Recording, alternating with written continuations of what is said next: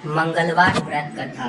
एक समय की बात है, एक ब्राह्मण दंपति की कोई संतान नहीं थी, जिस कारण वह बेहद दुखी थे। एक समय ब्राह्मण वन में हनुमान जी की पूजा के लिए गया। वहां उसने पूजा के साथ महावीर जी से पुत्र की कामना की। घर पर उसकी स्त्री भी पुत्र की प्राप्ति के लिए मंगलवार का व्रत करती थी। वह मंगलवार के दिन व्रत के अंत में हनुमान जी को भोग लगाकर ही भोजन करती थी। एक बार व्रत के दिन ब्राह्मणी ना भोजन बना पाई और ना ही हनुमान जी को भोग लगा सकी। उसने प्रण किया कि वह अगले मंगलवार को हनुमान जी को भोग लगाकर ही भोजन करेगी। वह भूखी प्यासी 6 दिन तक पड़ी रही। मंगलवार के दिन वह बेहोश हो गई। हनुमान जी उसकी निष्ठा और लगन को देखकर प्रसन्न हुए। उन्होंने आशीर्वाद स्वरूप ब्राह्मणी को एक पुत्र दिया और कहा कि यह तुम्हारी बहुत सेवा करेगा।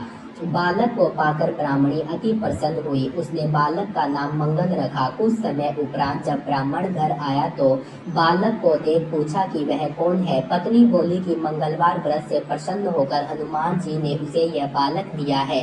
ब्राह्मण को अपनी पत्नी की बात पर विश्वास नहीं हुआ। एक दिन मौका देख ब्राह्मण ने बालक को कुएं में गिरा दिया। घर पर लौटने पर ब्राह्मणी ने पूछा कि मंगल कहाँ है। तभी पीछे से मंगल मुस्कुरा कर आ गया। उसे वापस देखकर ब्राह्मण आश्चर्यचकित रह गया।